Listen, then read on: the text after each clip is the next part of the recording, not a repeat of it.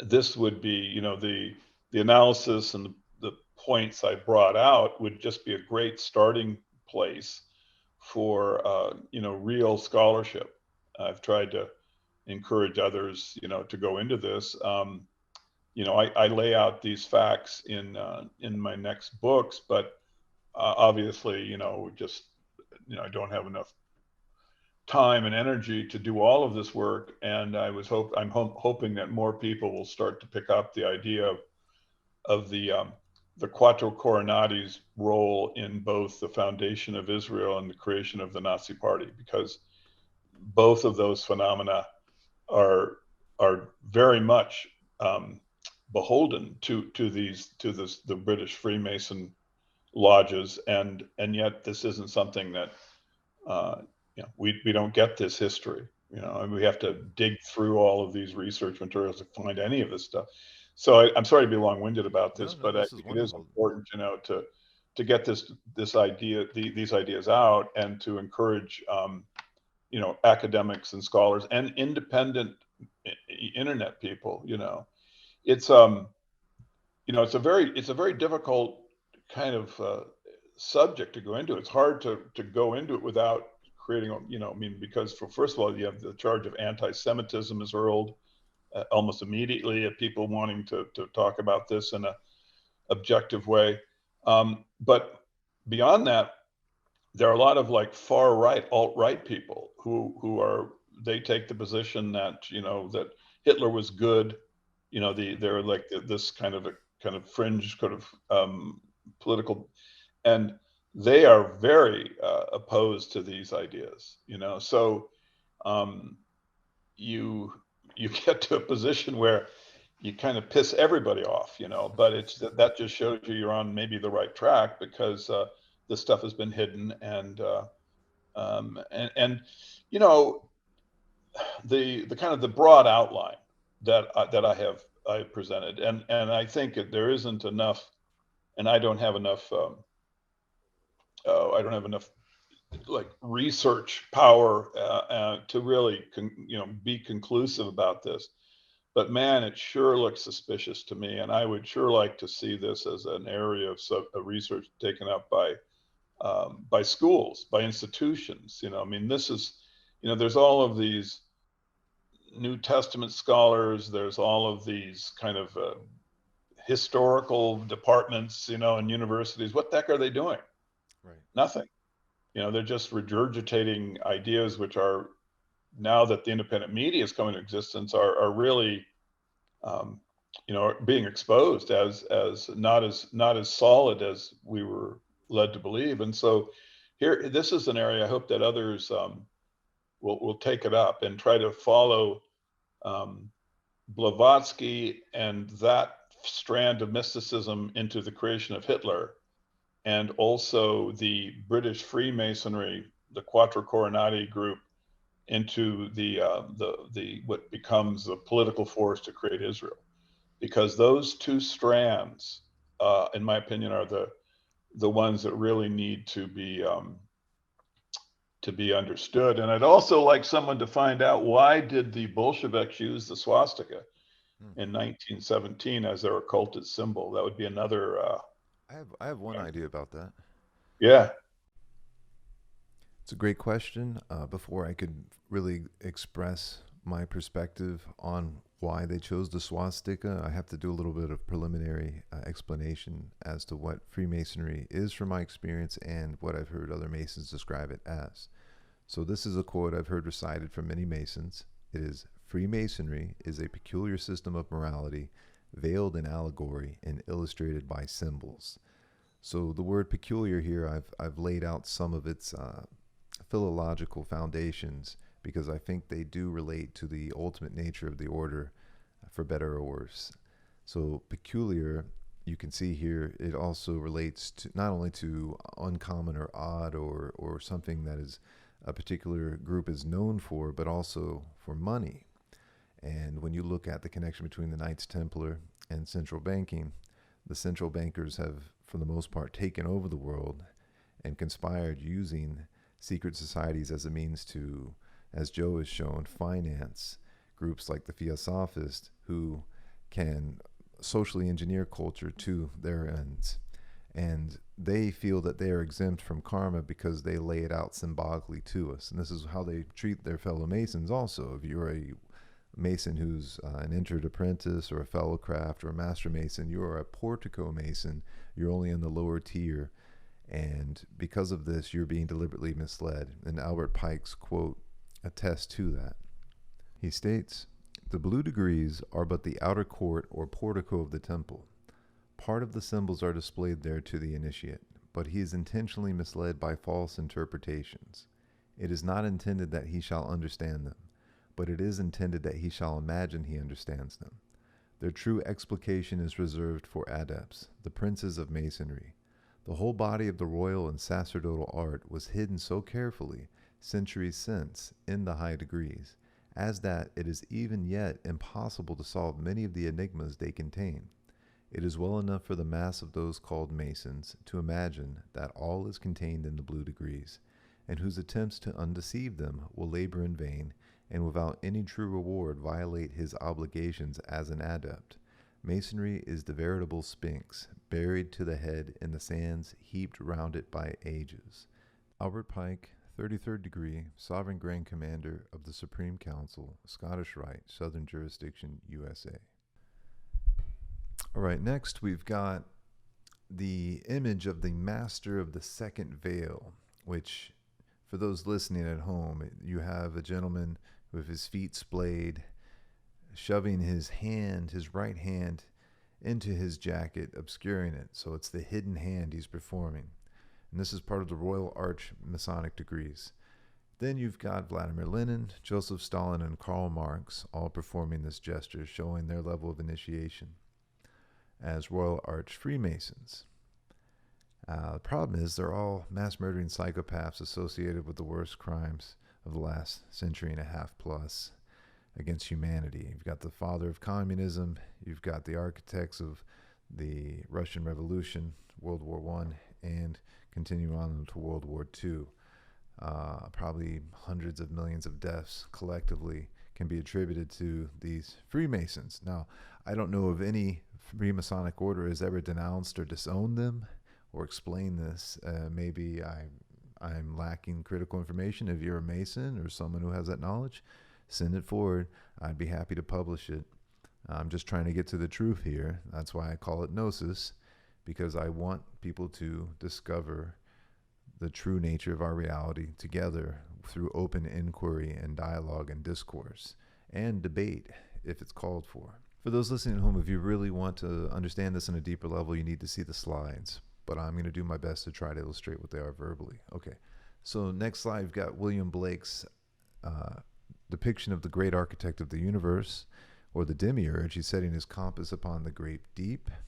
And this is the cosmology of Freemasonry, where the great architect creates reality by spinning it into existence. And it makes sense on so many levels, because from the submicroscopic to the supergalactic, everything rotates around everything else.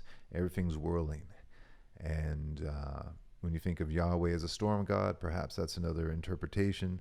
As it goes with symbolism, it's open, and it continues to accrete different explanations for all of these symbols, and they may all very well be true on some level, but it also allows for occulting meaning, and that's where we're going to go with the next image, which is the back of the $1 bill. You've got the all-seeing eye, the eye of Providence, floating up above the rest of the, I guess, mundane or profane or lower levels of initiate, non-initiate people.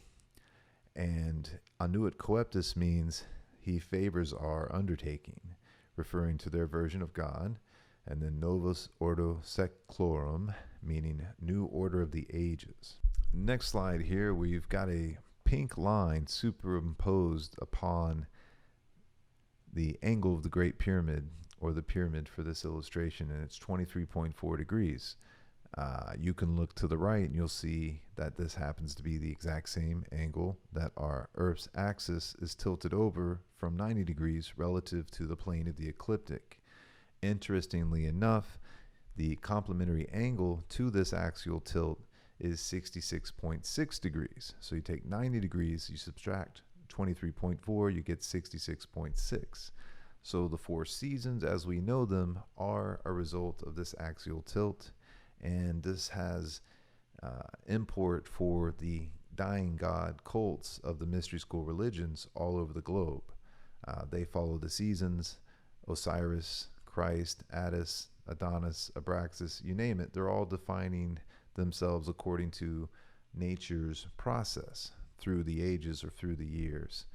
So, also, what you're going to see is that the sun, earth, moon system is defined by this tilt, and that's where you can look at the Holy Trinity as being a relationship to the mathematics of the universe and to those constants being precise enough to provide life as we know it, the space to unfold. Okay, the next slide, we've got a little piece of scripture from the book of Revelation. It says, "Here is wisdom. Let him who hath understanding count the number of the beast, for it is a number of a man, 666." That's from Revelations 13:18. Then we've got a few numbers that you can crunch along at home if you like. So we've got 29.78 kilometers per second. That's the given speed from the NASA Earth Data Fact Sheet from the Goddard Space Flight Center. You can look that up to confirm independently. Converting that into miles, into miles per second, it's 18.50 miles per second. To convert that into minutes, we multiply by 60. That gives us 1,110 miles per minute. And multiply by 60 again to get hours, we get 66,600 miles per hour. So that's the second 666 reference that is embedded in our sun, earth, moon, solar system parameters that is auspicious and is related to, of course, the Bible in different ways, where, say, for instance, King Solomon is given 666 talents of gold. And of course, you have the association with the devil and Satan, that being an unholy number.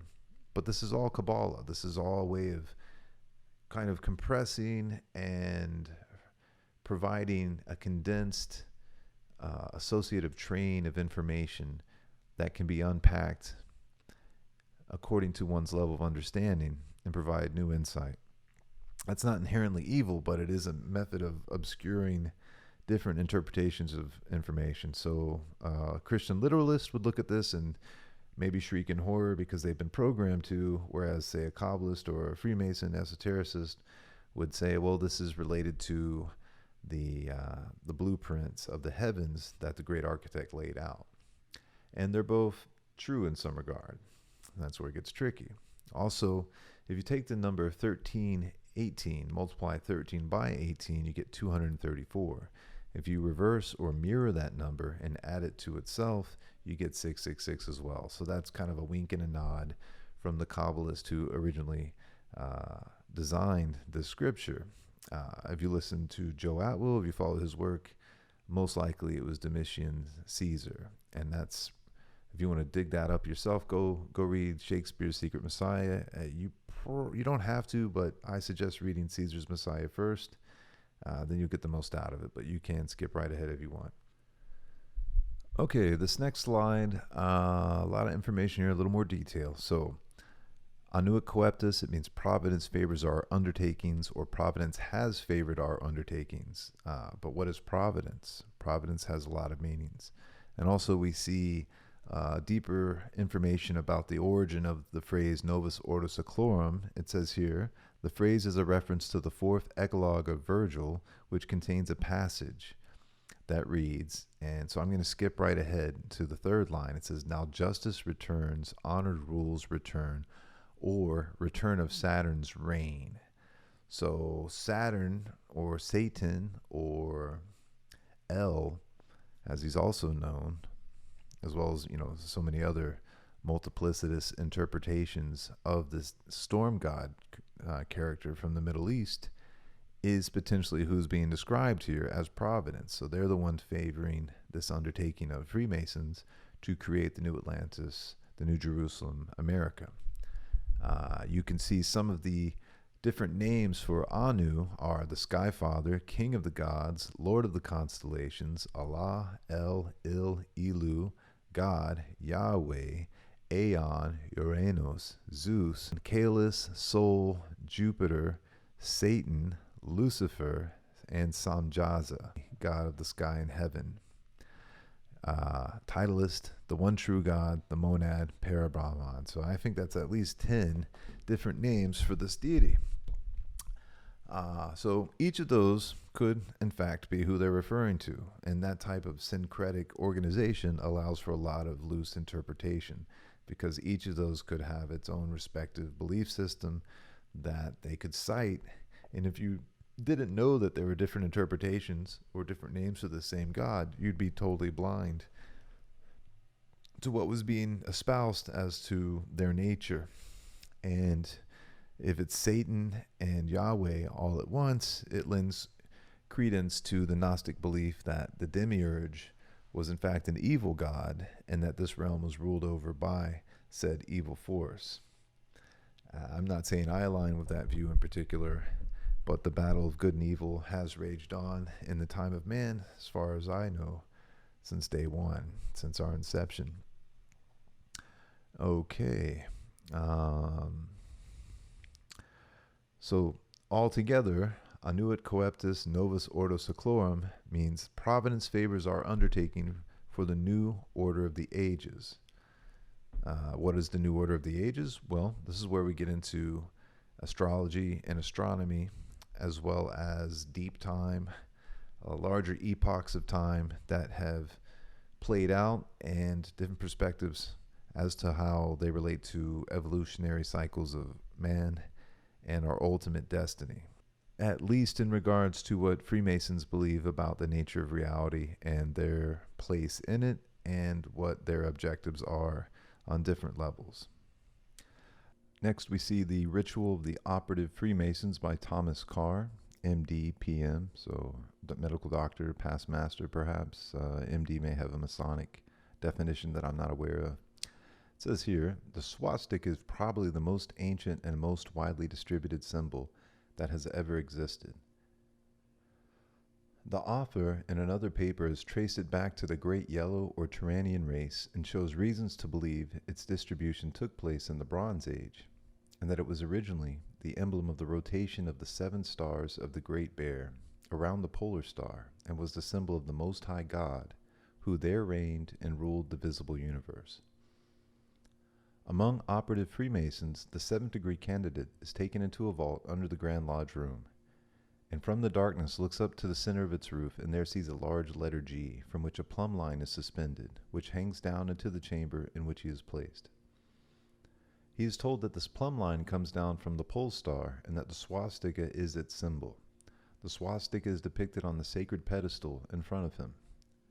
When an operative lodge is opened in the 7th degree, each of the Grandmasters puts his square together with the square in the volume of the sacred law in such a way as to form a swastika, which is a much venerated symbol among all operative Freemasons, and is held to represent El Shaddai, or the Most High himself. These secrets of the Masters have been described by me in another paper, and they still further support the opinion I have endeavored to maintain in these articles. One of the most remarkable facts about these secrets is that the 7th degree operative Freemasons are taught that the polar star is the real seat of power of the Most High, and that the swastika is his symbol and the emblem of the pole star. This is esoteric teaching which has long perished in Europe and is now only to be found in India, China, Japan, and in the valley of the Euphrates. It is ridiculous to pretend that a body holding such doctrines can have emanated from a modern society founded in 1717 or thereabouts. Okay, there's a couple different ways to look at the Little and Big Dipper. You can see in the bottom left corner here, if you're viewing on YouTube or BitChute, etc., the Big Dipper rotating around Polaris in our current epoch. So it looks like a swastika rotating. I'm going to show some video here in just a moment, emphasizing that fact from Stellarium. You can tell the time of day according to the movement of the Big Dipper. You can tell the season you're in, which is important for agricultural purposes and would have helped our ancestors survive, knowing exactly when to reap and when to sow. You can see in the center panel here a Chinese equivalent of the Big Dipper mixed with the Little Dipper, and it forms a swastika when defining the 4 times of day, the 4 main components of the day, the 4 seasons of the year, and then extending into the great year cycle, the four beasts of the apocalypse. Okay, we've got a time-lapse photo showing the rotation of the Earth, and what it does is it gives also the movement of the heavens from our perspective. You can see the focal point Polaris here is where the plumb bob would be hanging from in the lodge, representing north. And of course, our alignment to the heavens is defined this way.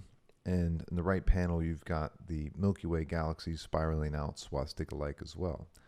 So fractally, almost like Russian dolls nested within each other, you've got the same rotational form playing out in different dimensions. Go to stellarium.org, download this program if you want to learn astronomy on the cheap. Notice Polaris, notice Ursa Minor whirling about it. Here's the chariot wheel rotation. This is the pivot of heaven animated. Of course, it's like much faster than you would see with the naked eye, but this is to emphasize this motion. And you can also see the Big Dipper swirling around. So the Big Dipper and the Little Dipper both create the swastika associated with the North Pole for this epoch that we're currently in. So when they say the new order of the ages, and regarding stellar magic, it seems they perform ceremonies in tune with the larger heavens as a way to invoke their will. So when it says the Eye of Providence or Eye of Horus or Providence favors our undertaking, this is what they're referring to. And if you think in terms of the great year cycle, the precession of the equinoxes establishes different ages, and a lot of times events are done to culminate with those larger motions of the heavens and the transference from one age to the next. Okay, speaking of the great ages, here are a few graphics I've created for cosmic patterns and cycles of catastrophe, as well as Magicians of the Gods by Graham Hancock. If you look to the left, you've got an overhead view of the circumpolar stars, which also define the ages. As the Earth rotates and orbits around the sun, it precesses or spins like a gyroscope. All right, this is a video that you can find on YouTube called Precession of the Earth by Steven Sanders. It's phenomenal. I think it's a great, quick way to get to grips with this celestial mechanic, this motion, and how it relates to the North Pole. And so remember, this is the god of time manifest in understandable astronomical motion, and this is what gives us the cycle of the ages. Different gods are worshipped in different periods of the ages by different religions, and you could make the argument that most religion is founded in a basis of astrotheology. So it would be really critical to make sense of it all beyond, say, just metaphor. You see, as the Earth precesses, the age we're in shifts 1 degree every 72 years on average. So one age takes about 2,160 years to traverse, and it takes 25,920 years to make a full circuit or full cycle. These stellar magicians apparently linked the 9/11 false flag attack to this cycle. And in doing so, they were carrying out a form of black stellar magic that was also imbued with Phalemic or OTO, Golden Dawn, Crowleyite style magical practices.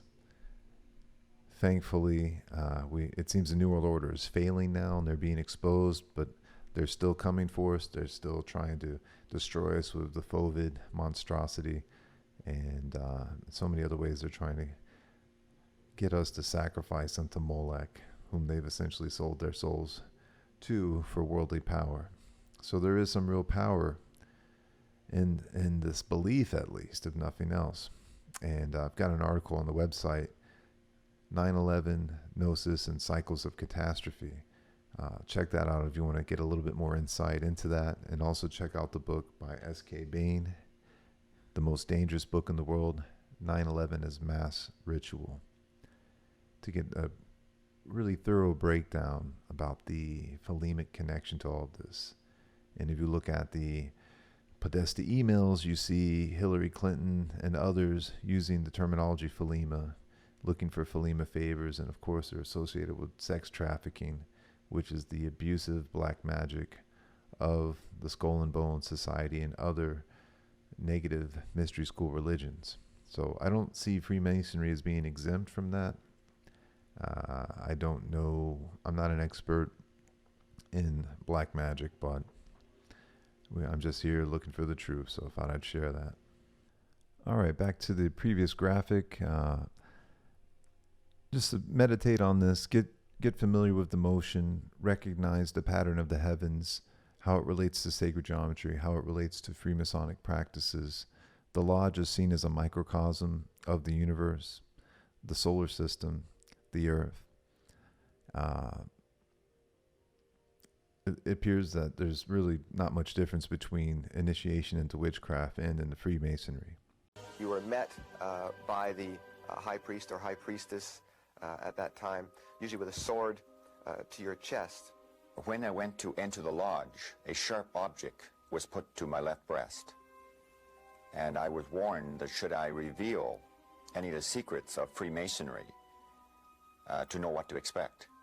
When you're presented before the high priest, a sword is held against your chest, and you actually take a blood oath, promising to remain faithful to the secrets of witchcraft. Well, when you are in the room, this blindfold is taken away from you, and this is a time when they say that you're coming from darkness into light. During the initiation ceremony, the initiate is led by the lieutenant of the high priest and is challenged at the edge of the circle by someone saying, "Who goes there?" And the answer is, "One from the world of darkness." In Masonry, the prayers are ended with "so mote it be." Oh, and one of the other aspects of, or distinctives of the craft was that we would always end any spell or ritual where we released the power, this is where the power was released, with the word "so mote it be." I was intrigued to discover that witchcraft and Freemasonry had so much in common. However, in white witchcraft, followers dismiss the biblical concept of Lucifer. Freemasonry goes so far as to actually call Lucifer God. In the words of Sovereign Pontiff of Universal Freemasonry, Albert Pike, yes, Lucifer is God, and unfortunately, Adonai, the Hebrew God of the Bible, is also God.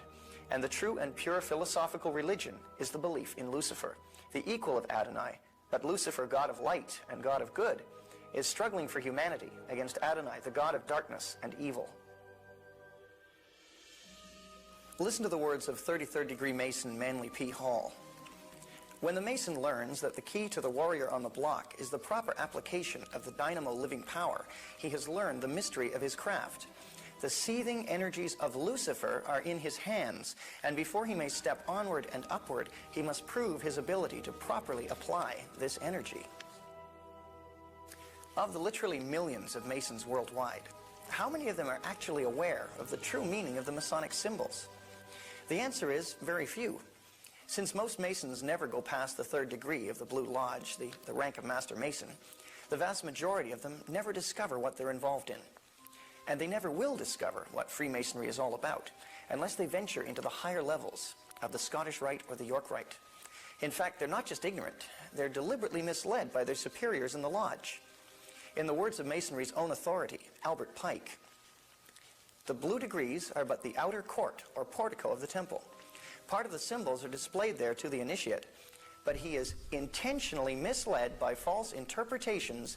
It is not intended that he shall understand them, but it is intended that he shall imagine that he understands them.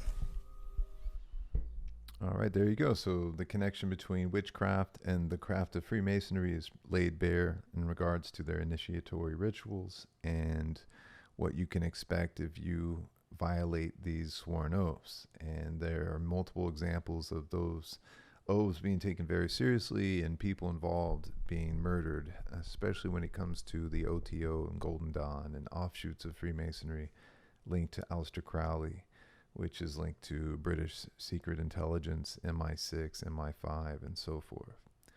So be careful out there. Everything that glitters ain't gold.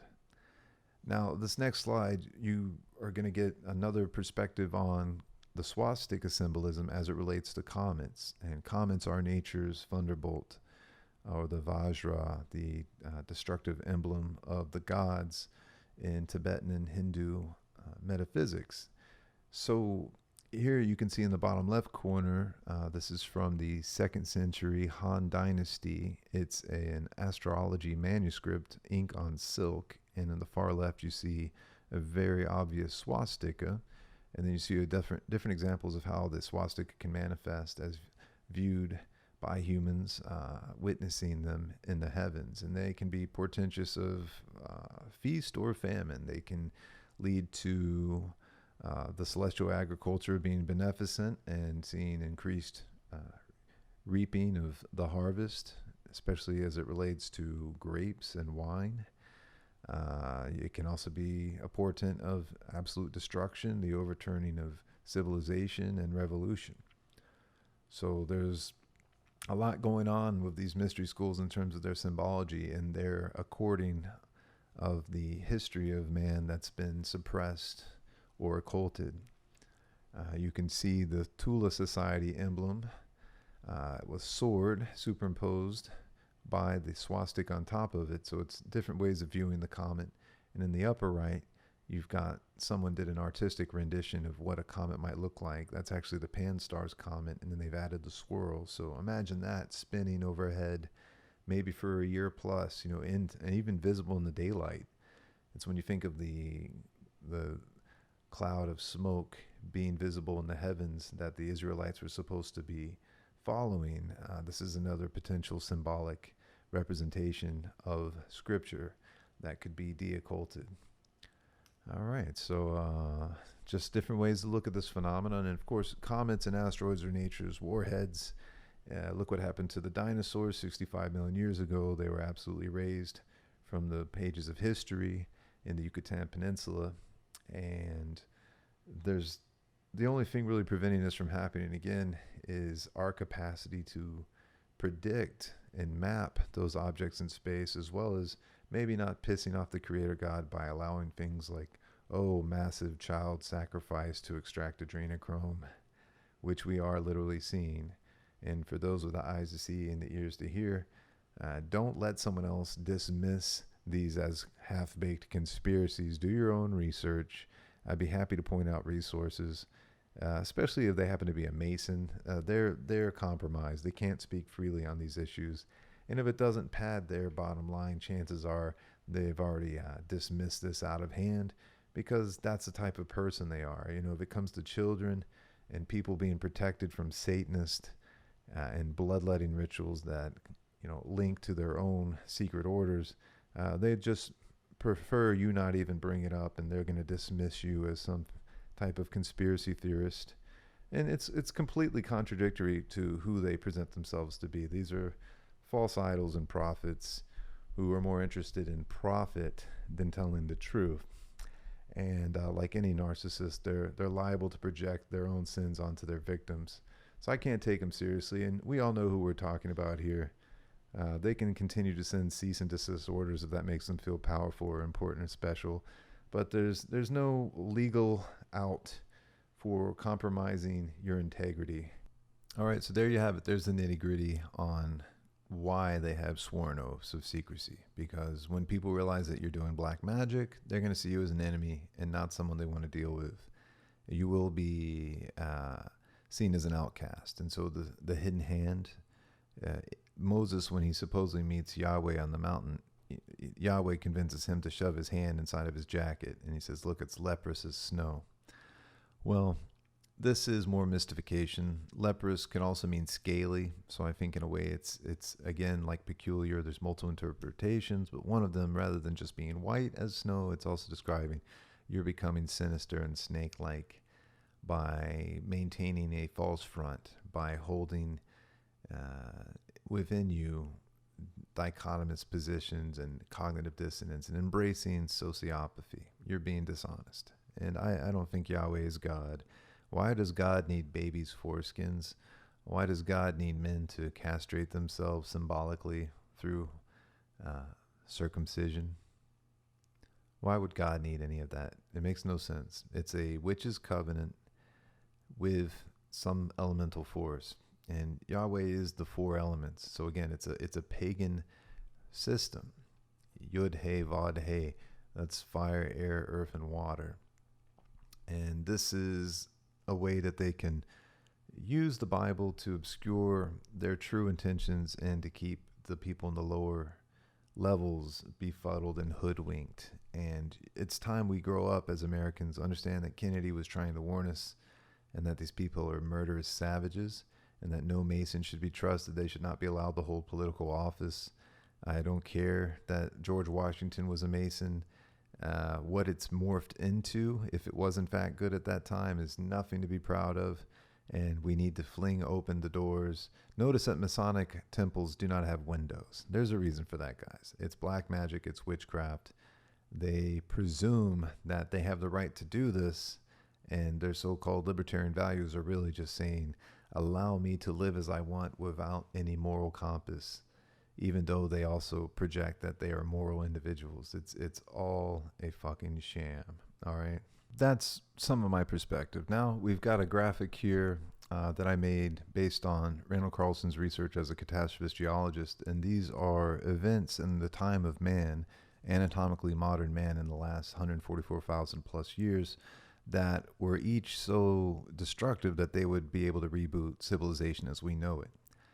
And I think there's, let's see, 1, 2, 3, 4, 5, 6, 7, 8, 9, 10, 11, 12, 13 here that coincide with sacred geometrical templates of time that we see in the Great Year Cycle. And if you want to know more about that, watch the film I made, Cosmic Patterns and Cycles of Catastrophe, based on Randall's research. It's all there, and it's on YouTube. If you don't have the money and you want to see the full 4 hours, I'll give you the copy. Don't worry about it. And you can donate if you want, but you don't have to. So anyway, so these are the catastrophes in the time of man, the tempo of global change. Anatomically modern man means that our ancestors had the same cranial capacity. They're likely to be just as intelligent as we are. So what gives? Why were they not as advanced technically? Well, like Sisyphus rolling the boulder up the hill, we've been rebooted time and again, where secret society and other cults lose. The plot is that they do not own that moral degeneracy has a consequence in this world, and that we will not be allowed to evolve. That's how I view it. I don't think it's just happenstance. It could force us to evolve and get into space, yes, but if we it's like moving to a new town. If you haven't changed, you're just in a new environment. You haven't become a better person. And allowing secret societies to dominate us, to farm people for organs, Falun Gong, to see Satanism and communism still at the door, as we see here with the infiltration of America by the deep state, which is, the birth, the afterbirth of the CIA, the OSS, and all of these conspiring families that are all linked to black magic. Fritz Springmeier's Illuminati bloodlines, that's real. The Merovingians, absolutely. This whole constructed mythosphere where they control 1/3 of the population plus with the monotheistic religions, and then the rest are kind of left to fend for themselves. We're at an age where we're going to have to develop new means and methods of understanding ourselves and God and our place in the universe beyond recapitulating the old template. And that's a whole nother, that's multiple volumes of podcasts and books discussing what's gone on there. But here's the chart. It is in the film. You can see this. I've put all this out in the public domain. So for those who want to know, it's there. Okay, this is a graphic I did, an infographic. I took the linear chart and I made it cyclical. I made it circular. So from the inside out, radiating outward, you have great year cycles. And then I've plotted those catastrophic events and labeled it as such. So again, you're gonna have to find a monitor to really get to grips with this. But sure enough, the Templar cross, the Maltese cross, the 4 beasts of the apocalypse, they're here. And sure enough, we've got 1, 2, 3, 4, 5, 6, 7, 8, 9, 10 different events coinciding with that. And this is a result of interactions in space. This is probably also the result of God knows what. I mean, it could be that mankind has been fallen for a very long time and that we are still Sisyphus-like pushing that boulder up the hill. We're still like Prometheus strapped to the rock, and we're having our liver pecked out by Zeus, Yahweh, and it continues to regenerate. And until Hercules shows up, which is maybe our higher self that's ascended to a higher dimension, we're going to have. So again, if you see the whole film, you'll see the connection to Freemasonry and sacred geometry. And this is hopefully something that we could with knowledge, with understanding, overcome in time. So the Bolsheviks, they took something like, because they were inspired by theosophy, or rather, excuse me, the Tula Society and others, because they were inspired by theosophy, they may have been aware of this cyclical pattern of destruction, and they may have their own belief that they could create an arc for themselves, avoid catastrophe, return to the Earth's surface to rule again, as they did in the golden age, as they see it, or the time of Saturn. And if you look into Saturnalia and how their world is comprised, it makes sense when you read a book like Brave New World from Aldous Huxley that these ancient bloodlines, that's what they really want more than anything. They feel that they were taken away from paradise, where they could live like gods and do whatever they wanted to anyone else forever, indefinitely. And humanity has by and by been willing to fight and die to live free, and that's not something that they appreciate very much. And so they've worked out incredible techniques of sophistry and manipulation to get us to kill ourselves and perpetuate patterns of abuse going back to the Old Testament and beyond. So this here you're seeing, these are each events that, the world would be completely destroyed, made anew. And I hope that the works like Joseph Atwell's Secret Language of the Oligarchs help people understand how not to be gaslit and abused by these narcissists and these archons, because they need our consent to go along. The minute you refuse, the minute you abide by principles that are aligned with the golden rule, is the minute they have no power over you. And yes, you may be forced to be a martyr at some point, but it's better to die fighting than to live on your knees as a slave under the yoke of these pretentious, inbred monsters.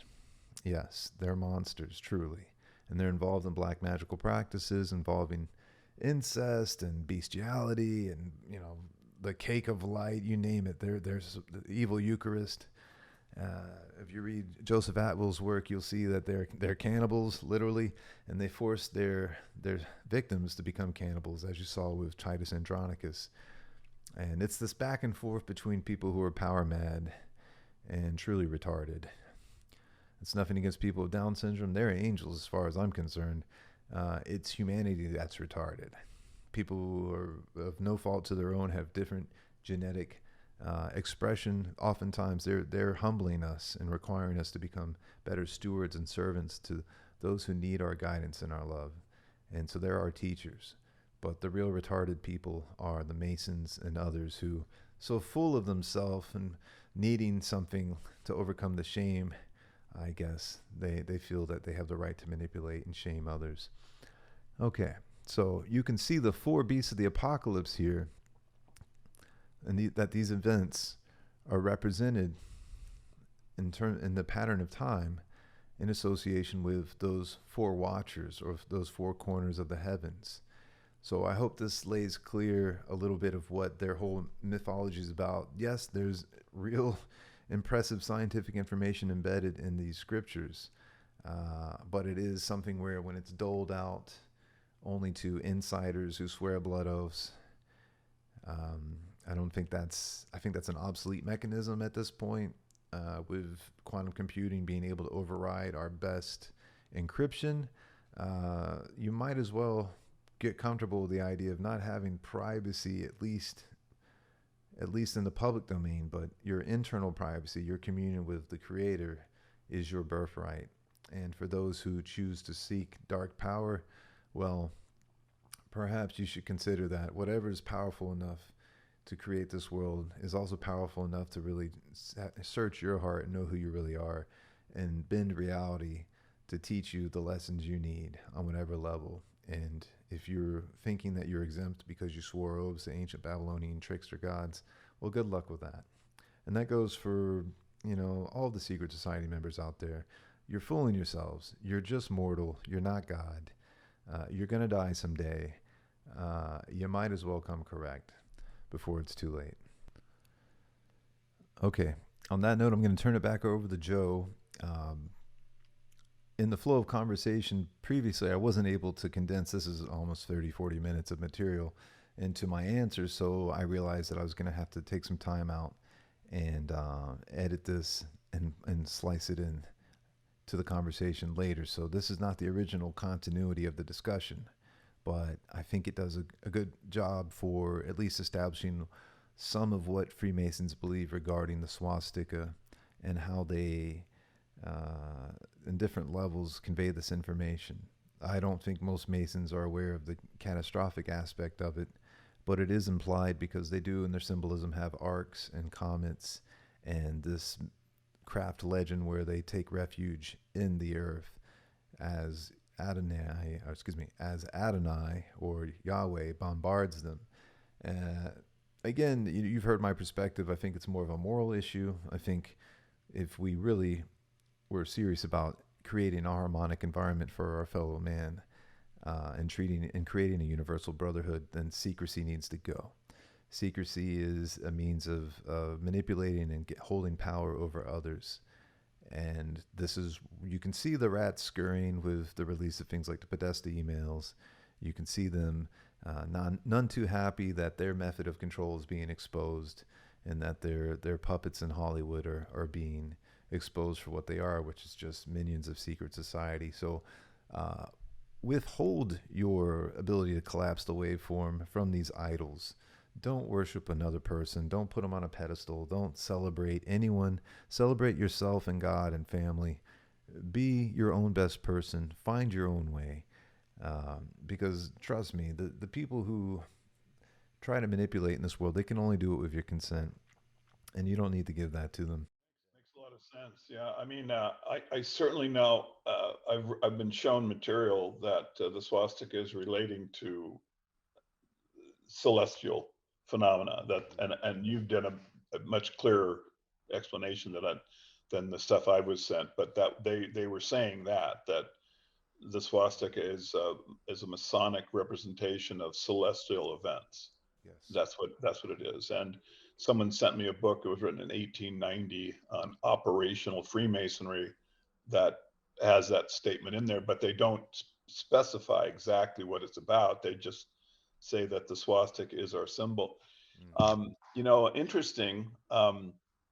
If you think about kind of how the modern oligarchic circle uses symbols, and there is this historical structure, that the everyday people are just suffering from, and we don't really understand, but there are symbols that are visible that kind of give us a clue as to what is actually going on. I mean, you're talking about 911. Well, I relate 911 to Tisha B'Av, which is a Hebrew expression of 911, and now it's reversed. They don't have in Tisha B'Av, it's the month and the date, the month and the days. It is the expression 911, but the reason why I'm reasonably sure that it was the basis for the date is because Tisha B'Av is the date that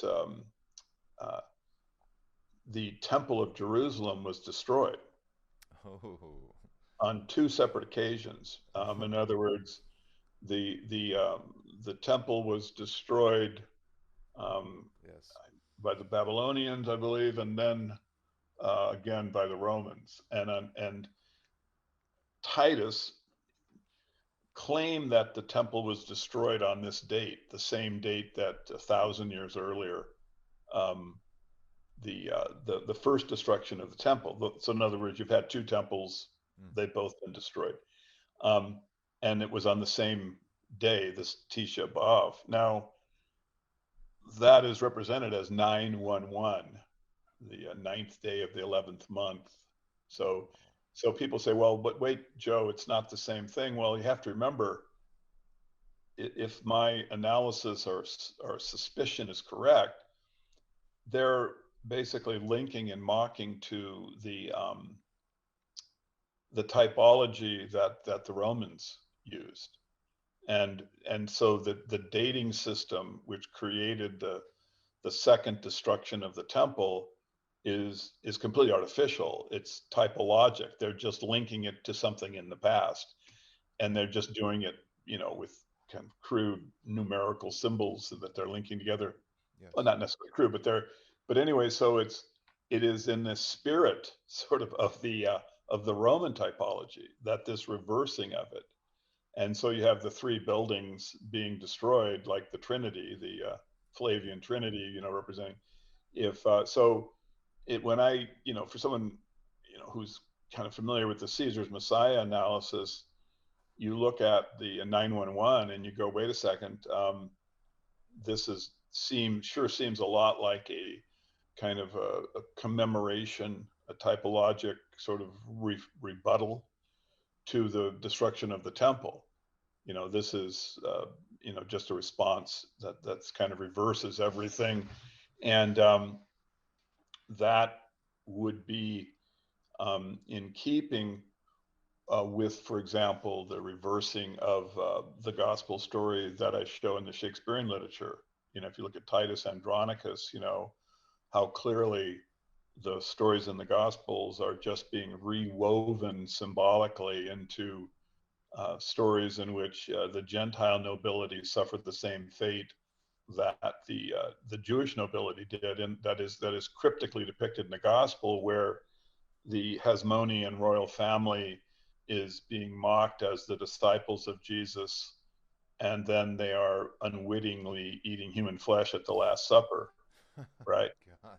So then when you look at that Titus Andronicus, you can see, wait a second, you know, this is exactly the same. In fact, you know, I'm sometimes asked, that people say, well, how could you have seen, you know, and you know, like, did you spend years studying the Shakespearean literature? You know, how did